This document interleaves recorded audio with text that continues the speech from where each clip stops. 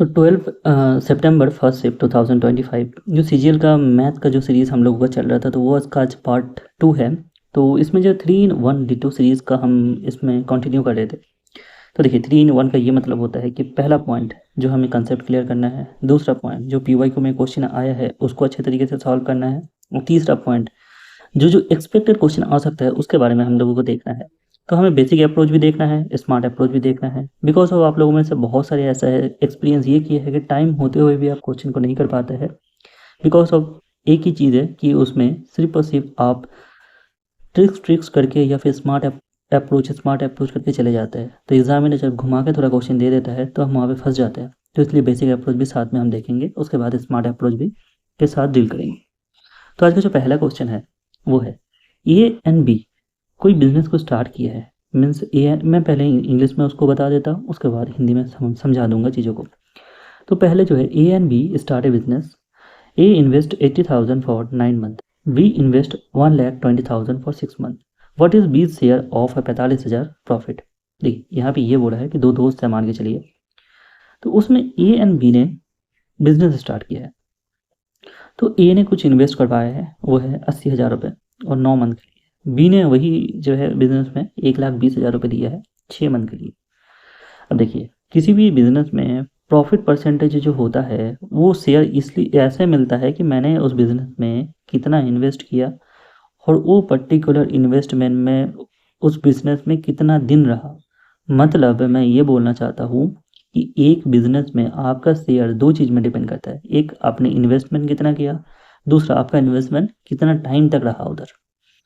तो देखिए मैं तरीके से समझाऊंगा, एग्जाम में आपको इतना लिखना नहीं है बट मैं समझाने के लिए आपको बता रहा हूँ। ए यहाँ पे आप लिखेंगे ऐसा, बी आप यहाँ पे ऐसे लिखेंगे। उसके बाद देखिए आपका इन्वेस्टमेंट यहाँ पे रहेगा। मैंने बोला दो वेरिएबल्स ये चीज़ें नॉर्मली डिपेंड करता है, एक है इन्वेस्टमेंट और दूसरा है टाइम। इन्वेस्टमेंट ए का जो है यहाँ पे 80,000 है, 1,20,000। इन लोगों का रेशियो लेना है, तो रेशियो देखिए मैं क्वेश्चन में ही ये 0 0 कर दूंगा। मेरा आ जाएगा इधर से 8, इधर से 12। वैसे ही मेरा इधर से जो टाइम का आ जाएगा कितना, 9, और इधर आ जाएगा मेरा 6।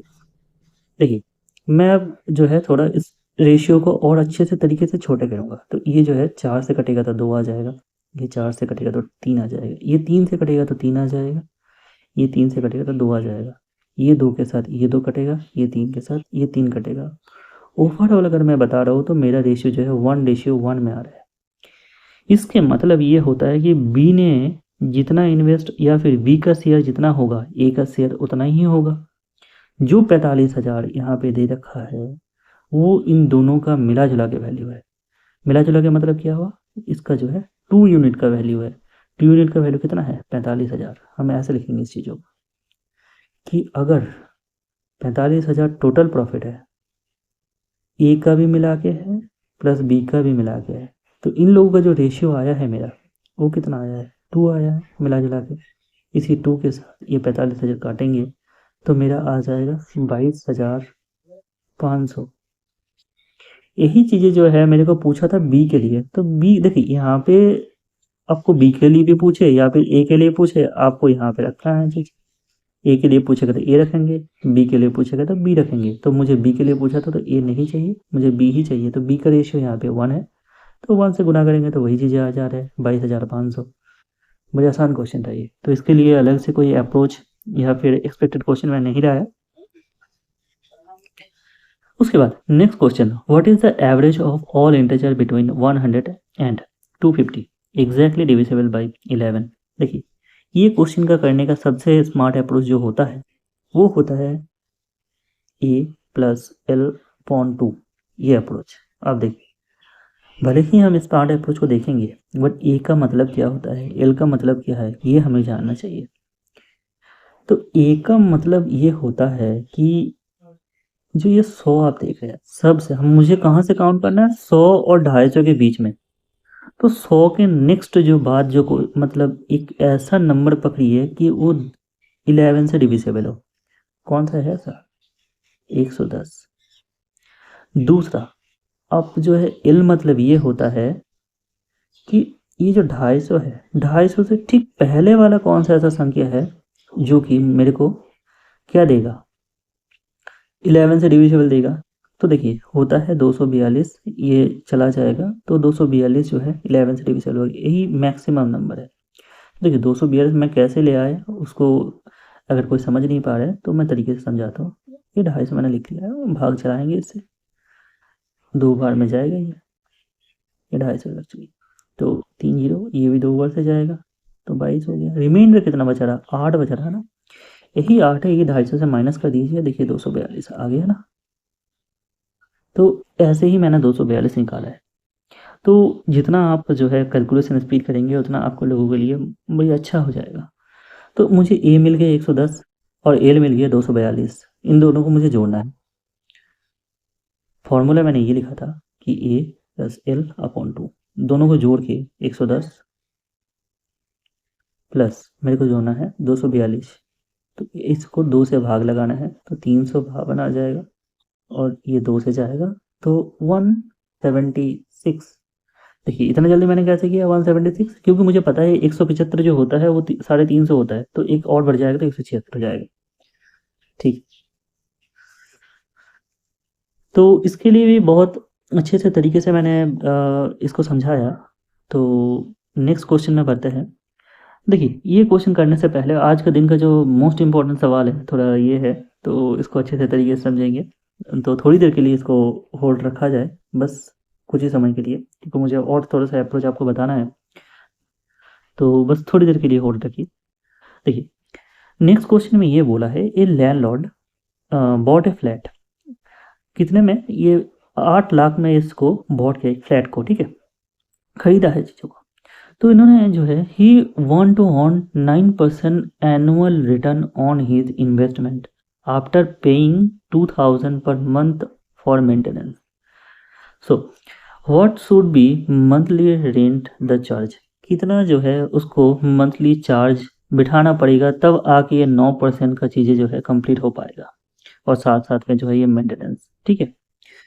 देखिए 9% चार्ज उसको जब मतलब कि सालाना में, एक साल में उसको अगर 9% कमाना है तो किसके ऊपर 9% कमाना है, जितने में वो फ्लैट खरीदा है। तो फ्लैट खरीदा कितने में है, 8 लाख में। 8 लाख का 9% कितना हो जाए, ये बताओ तो जरा, बस 8 लाख का 9% मेरा हो जाएगा नॉर्मली, बताओ कितना होगा, 72,000। कैसे निकाला मैंने, 100 मन मन में काट लिया था मैंने, क्योंकि नीचे 100 आता है और 8 9 72 होता है, 3 जीरो ऐसे बैठ जाएगा, ठीक है। ये 72,000, जब ये 72,000 कमा लेगा महीने का, नहीं एक्चुअली साल का, सॉरी, साल का जब 72,000 कमा लेगा तब 9% आ जाएगा। बट बोलता है यहाँ पे उसका तसल्ली नहीं हो रहा है, हर महीने का उसको क्या बिठाना है ना, 2,000 रुपीज़ मेंटेनेंस बिठाना है। तो महीने का 2,000 बिठाएगा तो साल का कितना हो जाएगा, 24,000।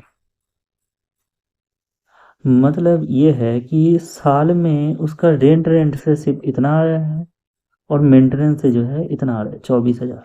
72 और 24 को हम जो है प्लस करेंगे, कितना आ जाएगा 96,000। तो 96,000 उसका जो है सालाना कमाई है।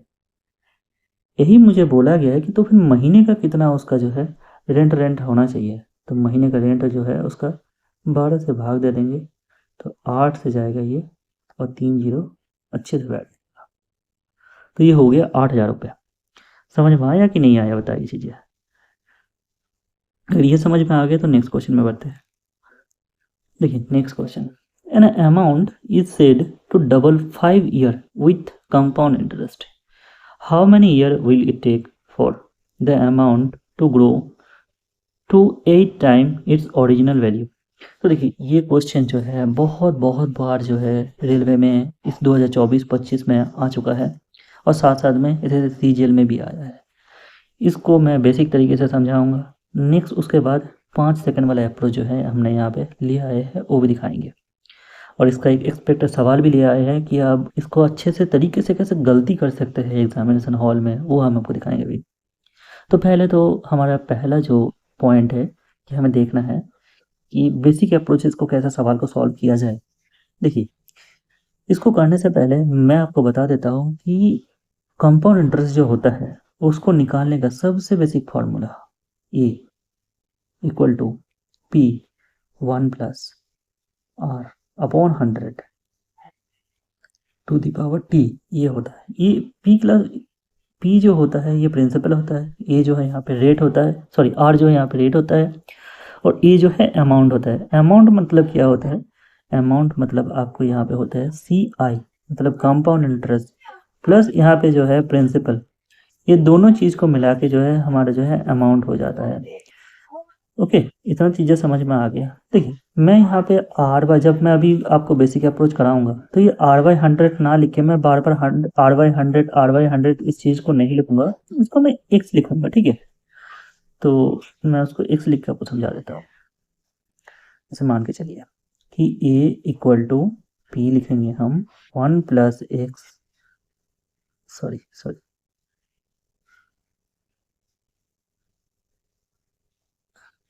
तो 1 प्लस एक्स जो है, तो ये 1 प्लस एक्स और ये जो है हमें टी लिखना है। तो देखिए मुझे ये करना है कि पहला स्टेटमेंट हमें यहाँ पे ये बोला है कि ये amount is said to double, amount जो है डबल हो जाता है 5 ईयर में कंपाउंड इंटरेस्ट। अगर डबल हो जा रहा है, प्रिंसिपल अपने आप से डबल हो जा रहे हैं तो 2p हो जाएगा, ये अपने आप पे p हो जाएगा, ये अपने आप पे 1 प्लस एक्स जैसे है वैसे ही लिखेंगे।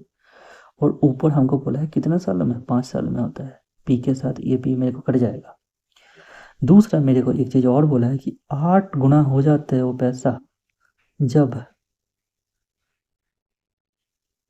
जो कब हो जाता है ना, टी जो है मुझे यहाँ पे निकालना है, मुझे वही टी निकालना है कि 8 गुना कब हो जाता है, तो इसके साथ भी ये पी कट जाएगा। देखिए यहाँ पे इस चीज़ को मैं ऐसे लिख सकता हूँ कि 1 plus X equal to 2 to the power 5, ऐसे करके हम लिखेंगे। इसके मतलब ये होता है कि यहाँ पे मैं इस वैल्यू को पुट कर सकता हूँ 1/5 और इंटू टी, और यहाँ पे हो जाएगा 8 का मतलब क्या होता है 2 टू दी पावर क्यूब। देखिए ये मैं बेसिक से इसलिए करा रहा हूँ कि समझ में आ जाए, आपको एग्जामिनेशन हॉल में नहीं करना है, आइंदा अगर ट्रिक्स भूल जा रहे हैं तब आके इस चीज़ को आप अप्लाई कर सकते हैं। इसलिए तसल्ली से थोड़ा सा धैर्य रखिए, हम अच्छे से करा देंगे ट्रिक्स जो कि 5-6 सेकंड का ही होंगे मैक्सिमम। तो देखिए 2 कट जा रहा है, जब 2 कट जा रहा है तो टी इक्वल टू क्या आ जा रहा है, 15 आ जा रहा है। तो हम बोल सकते हैं कि 15,000 में जो है ये 8 गुना हो जाएगा। तो ये चीज़ें जो है थोड़ा सा अप्लाई करिएगा, थोड़ा सा बेसिक चीज़ों को जानिए, क्योंकि कॉन्सेप्ट जानना भी बहुत ज़्यादा ज़रूरी हो जाता है। क्योंकि आज का टाइम में अगर आपको ये वैल्यू दिया, आज का कल का टाइम में थोड़ा सा और उल्टा सीधा वैल्यू दे देते तो हमको आपको बेसिक भी जानना जरूरी है। चलिए ठीक है, अब नेक्स्ट जो है हम स्मार्ट अप्रोच के बारे में देखते हैं। देखिए आपके पास मैं मान के चलता हूँ 100 रुपये है और वो कितना हो गया है, 2 गुना हो गया है मान के चलिए। ओके, और मैं मानता हूँ कि आपके पास वही 100 रुपये है और वो हो गया है 8 गुना। 8 गुना को 8 ना लिख के हम जो है क्या लिखेंगे, 2 टू दी पावर क्यूब लिखेंगे, और इसको 2 गुना का मतलब हो जाएगा 2 टू दी पावर 1 लिखेंगे। तो ये होने के लिए मुझे लगा है 5 साल, ठीक है, और ये होने के लिए मुझे कितना समय लगेगा वही हमको निकालना है। हमको इस चीज़ के लिए एक चीज़ यहाँ से देखना है, ये 1 और ये 3, ये 1 से 3 हुआ है कितने गुना में, 3 गुना में। वही 3 जो जितने गुना में होंगे उतने में इस साल में उतना गुना ही लगेगा, जैसे 5 इंटू 3, ठीक है, तो फिर 15 हो गया। समझ में आया चीज़ें कि नहीं आया? चलिए मैं यहाँ पे एक चीज़ और आपको एक एग्जाम्पल के देखिए इस चीज़ों को और अच्छे से बेहतरीन तरीके से समझा देते हैं। मान के चलिए आपका जो है यहाँ पे पैसा 100 है और वो पैसा 2 गुना हो गया है कितने सालों में, 8 सालों में मान के चलता हूँ। ये क्वेश्चन नहीं है, ये मैं आपसे एक अलग से एग्जाम्पल लेके समझा रहा हूँ। दूसरा वही पैसा जो है आपका 16 गुना हो गया है, ठीक है, 16 गुना हो गया है, तो उसके लिए आपका टाइम कितना लगेगा। तो अब मैंने क्या बोला था, 16 को आप 2 के फॉर्म में लिखेंगे तो 2 टू दी पावर 4 आ जाएगा। मैं बोला था कि इस 1 के साथ ये 4 देखना है, तो ये कितना गुना है अपने आप पे, 4 गुना है। जितना गुना ये है उतना गुना ईयर हो जाएगा, 8 इंटू 4 32 ईयर। समझ में आ रहा है? अगर नहीं आ रहा है 2-3 बार इस चीज़ों को देखिए, बहुत अच्छे समझ में आ जाएगी। अब देखिए, ये क्वेश्चन आप लोग तरीके से तो हमने सीख लिया, बट एग्जामिनेशन हॉल में आप लोग गलती क्या करेंगे ये हम दिखाते हैं। देखिए, यहाँ पे ये एक्सपेक्टेड क्वेश्चन मैं ये लाया हूँ, इसलिए लाया हूँ आपका गलती दिखाने के लिए कि a sum of money double itself at a certain rate of compound interest in 12 year when the interest is compounded annually in how many more year will it become 8 time itself. तो आप लोग क्या करेंगे, sir ने बोला था कि हाँ जैसा है 100 रुपये है मेरे पास है, उसके बाद जो है ये 12 ईयर में कितना हो जा रहा है अपने आप पे डबल हो जा रहा है। तो फिर अब सर ने बोला था कि 2 to the power 1 और ये हमने ऐसा लिखेंगे 12। वैसे ही दूसरा कॉन्सेप्ट यहाँ पे बोला है कि एक्स था और वहाँ पे कितना हो जा रहा है अपने आप पे हाउ मनी ईयर 8 टाइम। तो यहाँ पे 8 टाइम बोला है तो 2 to the power 3 आप यहाँ पे ये करेंगे, सर ने बोला था 3 गुना तो 3 बारह 36, 36 आंसर में भी है, मार के चले आएगा और ऐसा हो जाएगा। बोले काहे? तो काहे कि यहाँ पे एक चीज़ जो है, एक वर्ड पूछा है कि इन how many year more year बोला है यहाँ पे, देखो मोर ईयर।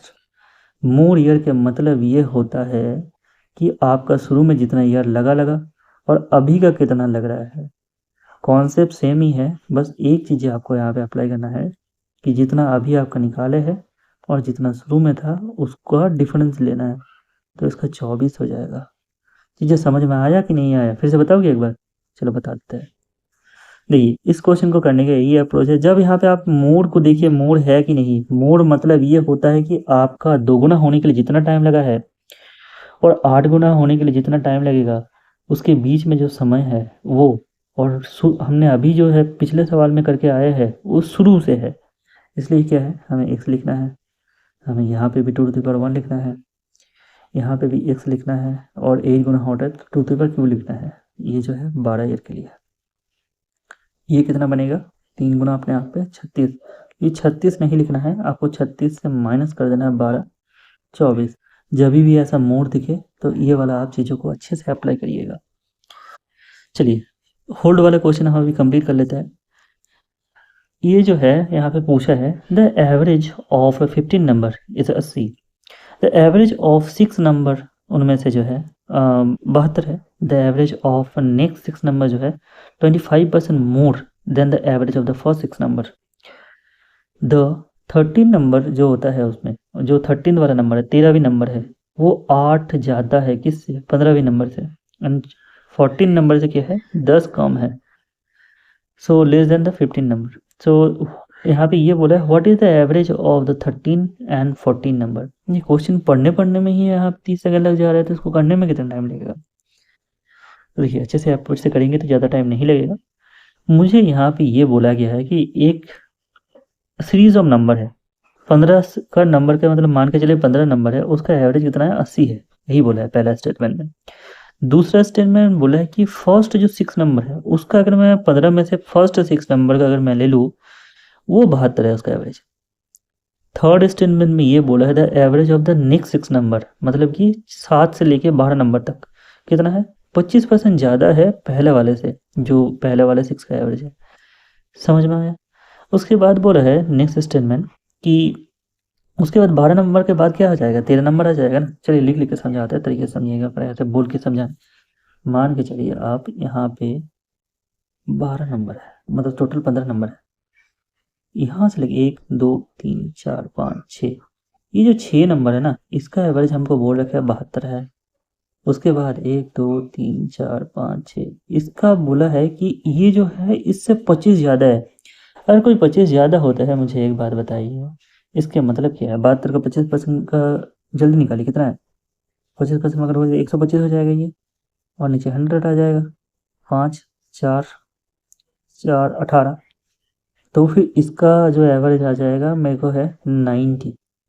अब मुझे ये बोला है कि देखिए यहाँ से यहाँ तक तो 12 नंबर चला आया टोटल। देखिए गिन के देखिए, यहाँ से यहाँ तक 6 और यहाँ से यहाँ तक और 6, तो 12।